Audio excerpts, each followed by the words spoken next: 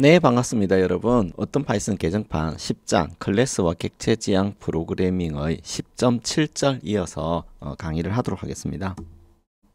자, 캡슐화라는 용어를 한번 살펴보려고 합니다. 예를 들어서 cat이라고 하는 우리 클래스에다가 컬러 대신에 나이를 의미하는 age라고 하는 속성을 부여하려고 합니다. 예를 들어 고양이의 나이도 우리가 이제 알아야 될 필요도 있겠죠. 그래서 나비.age 해가지고 -5 값을 할당을 했다고 칩시다. 그러면 얘는 코드상의 문제는 없죠. 문법적 문제가 없고요. 뭐 예외적 상황도 발생되지 않는데 이 고양이의 나이가 엄수가 된다는 이런 논리적 모순이 발생하죠. 그죠? 그래서 얘를 어떻게 안전하게 데이터를 지켜가지고 문제가 없는 코드를 만들까라는 고민 끝에 제안된 방법이 캡슐화입니다. 영어로는 인캡슐레이션이고요. 클래스에 있는 속성을 외부에서 접근할 때 오류를 줄일 수 있는 방법 중에 하나입니다. 자, 예를 들어서 여러분들이 아래와 같은 코드를 짰다고 칩시다. 아까 만들었던 코드에는 age가 있었지만 지금 아까 이전에 만들었던 코드에는 여기에 고양이의 컬러 값이 있었는데요. 이제는 age 값으로 바뀌었습니다. 그렇죠? 자, 이제 나비라고 하는 고양이 객체를 만들고 그걸 출력합니다. 그리고 나비의 age를 변경시키는데 실수로 -5를 넣은 거예요. 그러면 age가 엄수가 되는 비정상적인 상황이 되었는데 그것도 모르고 출력해보면 age는 -5 이렇게 나오죠. 문법 오류는 아니지만 값이 보호받지 못한 상태라는 것, 즉 논리적 문제죠. 그러니까 한마디로 말이 안 되는 거죠. 그래서 이 캡슐화라는 기법을 씁니다. 메소드나 변수를 외부에서 이렇게 함부로 막 조작하는 것들, 이런 거를 제한하자는 취지입니다. 결론적으로 데이터를 보호하고요. 우연히 값이 변경되는 것을 방지하자는, 즉 논리적 오류를 조금이라도 줄이고자 하는 프로그래머들의 이제 노력이죠. 자, 캡슐이라고 하는 것은 우리가 이제 알약을 생각하시면 되는데 클래스를 만들 때 클래스 안에 있는 메소드나 속성을 외부에서 함부로 접근하지 못하도록 막자 이런 것입니다. 그래서 캡슐 안에 감싸버리는 거죠. 캡슐 안에 있는 약은 우리가 그 성분을 모르죠, 그죠? 제한적으로만 알 수 있잖아요, 그죠? 그래서 제한적으로 내부 속성에 접근하도록 하는 그런 방법이라고 생각하면 됩니다. 이런 개념을 머릿속으로 가지시면 도움이 될 겁니다. 자, 그러면 어떤 식으로 접근하느냐? 앞서 우리가 만들어 놓았던 init이나 str은 동일한데요. age를 만들 때 가급적이면 setage라는 메소드로 접근하자는 것입니다. 그 다음에 age 값을 얻을 때는 getage라는 함수를 통해서 age 값을 얻어내자는 거죠. 그 다음에 이 인스턴스 변수 여기에 있는 name과 age는 던더로 감싸버리는 겁니다. 자, 이렇게 함으로써 외부에서 접근하지 못하도록 하자는 거죠. 내부 변수를 외부에서 함부로 접근하지 못하도록 하자는 거죠. 접근할 때는 반드시 setage를 통해서 접근하자는 겁니다. 그럼 setage는 내부에 있는 age 값을 바꾸는 일을 해주는데 이때도 이 매개 변수로 들어온 age 값이 0보다 큰 경우에만 셀프의 던더 age라고 하는 내부 속성 변경을 허용하자는 것이지요. 자, 이렇게 하면 프로그램이 매우 안전해지게 됩니다. 그래서 이제 set으로 시작하는 함수기 때문에 set, 그 다음에 get, 여기에서는 age죠. 그렇죠? 이런 함수를 get라고 하는 이름을 붙입니다. 여기에 봤더니 나비를 만들었고 나이가 3살이네요. 그죠? 자, set age 4를 한 다음에 set age -5를 했습니다. 그러면 내부 속성 변경이 안 됩니다. 왜냐하면 -5 값이 0보다 크다 라는 이 비교 연산자가 false를 반환하기 때문이죠. 그죠? 그래서 얘를 출력해 보면 나이가 음수가 되는 그런 비정상적인 상황을 예방할 수가 있는 것입니다. 그래서 이제 cat 클래스의 속성 중에 던더 age를 쓰게 되면요. 얘는 외부에 그 속성을 공개하고 싶지 않다라는 의사 표현으로 간주됩니다. 그리고 set age를 통해 가지고 값을 변경할 때는 여기에 들어있는 if 문과 같은 조건식을 넣어가지고 엄수가 되는 것을 방지하는 안전한 코드를 이제 삽입할 수 있는 거죠. 결론적으로 코드를 견고하게 하는 거죠. 그래서 이런 속성을 프라이빗 속성이라고 합니다. 내부적으로만 쓰는 속성을 지칭하는 용어지요. 자, 이것도 한번 코드를 실행해 보겠습니다. 자, 여기 str 만들었고 set age, get age를 만들었죠. 그죠? 자, 이제 self name age와 같이 초기화 함수는 똑같은데 내부 변수는 어때요? 던더 name, 던더 age 이렇게 만들어졌죠. 그죠? 자, 그렇게 해서 던더 age를 바꿀 수 있는 조건은 외부에 있는 이 인자값이 0보다 클 때만 바꿀 수 있도록 해놓은 겁니다. 자, 이렇게 해가지고 실행해 보면 이렇게 안전하죠. 그죠? 그러면 만일에 나비점 던더 age를 -5로 하고 나비를 출력하면 어떻게 될까요? 어떻게 됩니까?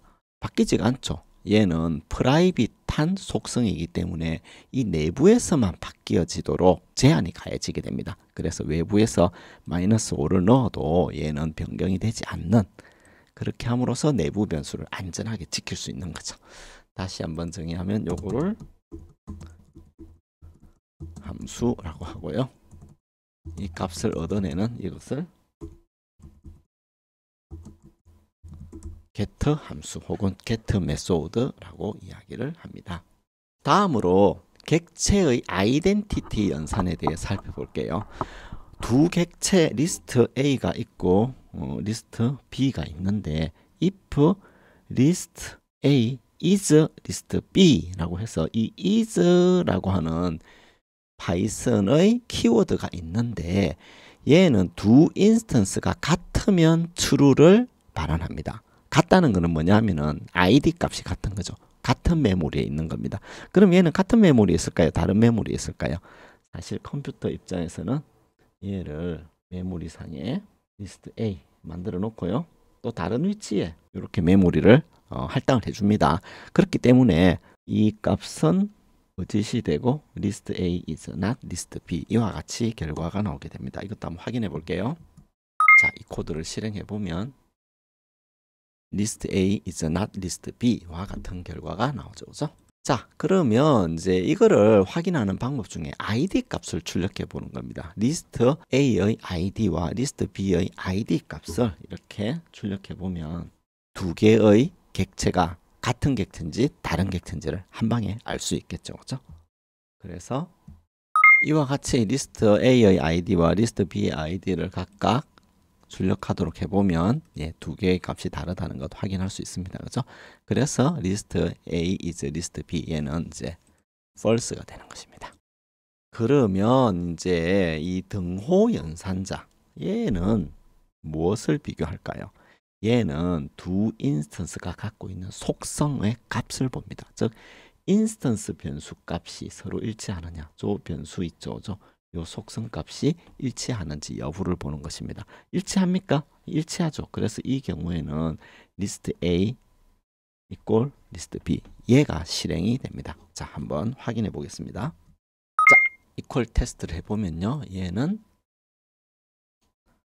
리스트 A가 가지고 있는 값이 리스트 B와 같죠. 그러니까 리스트 A는 리스트 B와 같다 이렇게 결과가 나오고요. 만일 여기에 있는 속성 값이 바뀌었다 그러면 리스트 A는 리스트 B와 같지 않다라고 하는 결과를 알려주겠죠. 자, 그래서 요 연산자와 이저 연산자가 어떻게 다른지를 확인해 볼 수 있습니다. 그렇다면 이제 문자열 객체는 어떻게 될까요? 문자열 객체 ABC가 있다. 그러면 이 문자열 객체는 별도의 메모리에 있을까요? 같은 메모리에 있을까요? 이거는 여러분이 확인해 보면 알겠지만 같은 메모리에 있습니다. 한번 볼게요. 스트링 ABC가 있죠, 그죠? 네, 스트링 ABC가 있습니다. 그러면 얘는 짧은 스트링이기 때문에 같은 메모리에 올려놓고 그 메모리를 A하고 B가 공유를 합니다. 그래서 얘는 A is B 이렇게 되는 거죠. 그래서 A의 ID와 B의 ID를 찍어보면 같다 이렇게 나옵니다. 여기 보니까 같죠. 그래서 관계를 표현할 때 A도 이 객체를 가리키고 B도 이 객체를 가리키는 이런 화살표 모양으로 이해를 할 수 있습니다. 왜 이렇게 할까요? 요거는 이제 문자열을 할당할 때 메모리를 절약하기 위해서 같은 위치를 참조하는 그런 방법을 쓰는 겁니다. 문자열은 조금 더 전문적인 용어로 설명드리면요. 불변객체라고 합니다. 이 불변객체이기 때문에 이 방법을 사용해도 아무런 문제가 발생하지 않습니다. 자, 그러면 여러분들이 그럼 정수객체는요. 정수객체도 같은 메모리를 갖고 있을까요? 다른 메모리를 갖고 있을까요? 이것도 100이고 이것도 100이죠. 이런 것도 여러분들이 확인해 보면 되겠습니다.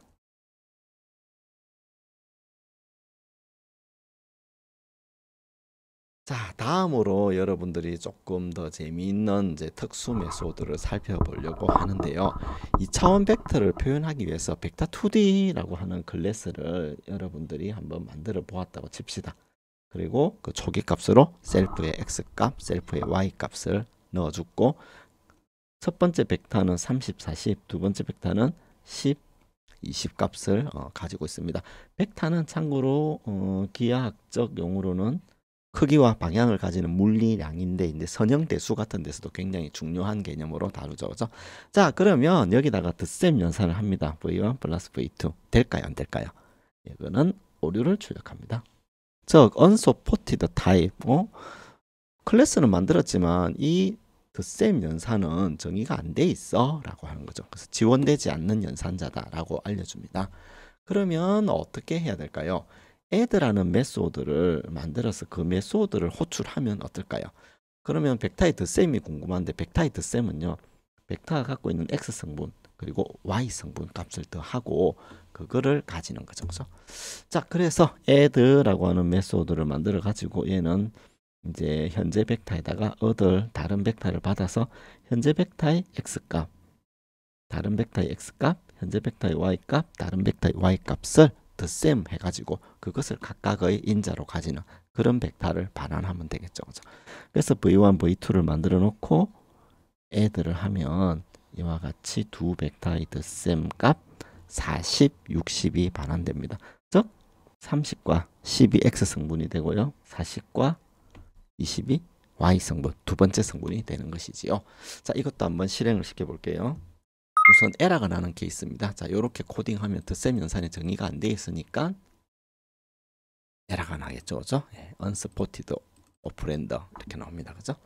자, 이제 add라고 하는 연산 메소드를 만들고 그것은 벡터의 x성분과 벡터의 y성분을 더해 가지고 새로운 벡터를 만들어서 그걸 반환하라 이렇게 했죠. 그리고 나서 여기 이제 add를 했기 때문에 v3에는 40하고 60이 들어가게 됩니다. 그죠?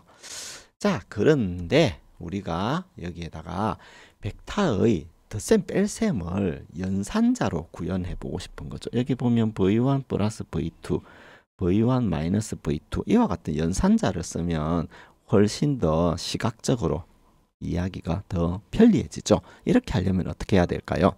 바로 특수 메소드 던더 애드 던더 서버를 쓰는 것입니다. 그러니까 던더 스트링만 특수 메소드가 아니고 던더 애드 던더 서버 같은 매우 많은 특수 메소드들이 있는 겁니다. 그럼 이렇게 하면 어떻게 되느냐? v1 플러스 v2는요. v1.던더 애드 v2 이런 메소드와 동일한 기능을 하게 되는 것이지요. 자, 이것도 한번 실행을 시켜 보겠습니다. 자, 여기에 던더 애드 던더 서버를 만들었죠. 그런 다음에 덧셈 뺄셈을 해줍니다. 그죠? 자, 이제 결과를 살펴보면 이렇게 되는 거죠. 앞서 처음에 에러가 난 코드에서는 그 특수 메소드를 정의 안 해줬죠. 그러니까 이렇게 하면 에러가 나는데 특수 메소드 던더 서버와 던더 애들을 정의를 해주게 되면요. 덧셈 뺄셈 연산을 쓸 수가 있게 됩니다. 그러면 덧셈 뺄셈 말고 다른 연산자도 내가 쓰고 싶어 이런 경우가 있죠. 그럼 어떤 연산자가 있느냐? 던더는 제가 생략할 게 너무 기니까요. add, sub, mult, 그죠? power, truediv, floordiv, mode, force, neg 이것들이 각각 이 연산자를 대체하는 일을 하는 것입니다. 뭐 x를 구한다든지 x의 음수를 구한다든지 이런 것들을 다 할 수 있는 거죠. 그죠? 파이썬 2에서는요 div를 썼는데 파이썬 3에 오면서요 truediv를 씁니다. 그래서 요 연산은 truediv라는 거 여러분들이 알아두시면 좋을 것 같습니다. 그 다음에 이것 말고도 뭐가 있을까요? 우리 시프트 연산자도 있고, 그죠? 왼쪽 오른쪽 시프트 연산, 그 다음에 비교 연산, 그 다음에 뭐 앰퍼샌드 연산, 그 다음에 바 연산, 이런 것들도 전부 특수 메소드로 다 이렇게 이름이 있다는 것 알아두시면 좋겠습니다. 자, 그래서 이런 내용을 여러분들이 확인하는 코드를 짜보시면 좋을 것 같습니다.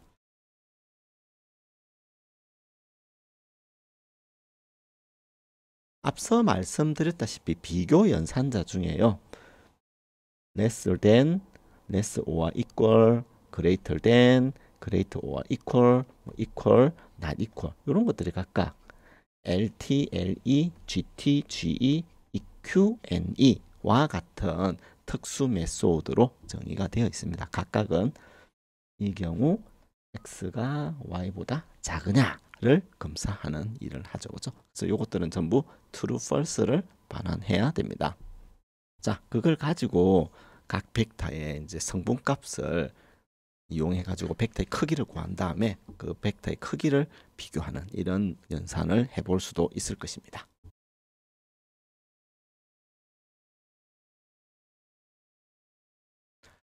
자, 그 말고도요, 파이썬의 len이라는 걸 통해 가지고 길이를 얻었죠. 그래서 이 len을 쓰기 위해서 특수 메소드 len을 만들어 줄 수도 있고요, 플로트로 만들어 주는 방법을 알려주기 위해서 특수 메소드 플로트를 정의해 줄 수도 있고요, int를 만들기 위해서 특수 메소드 int를 만들어 주기도 합니다.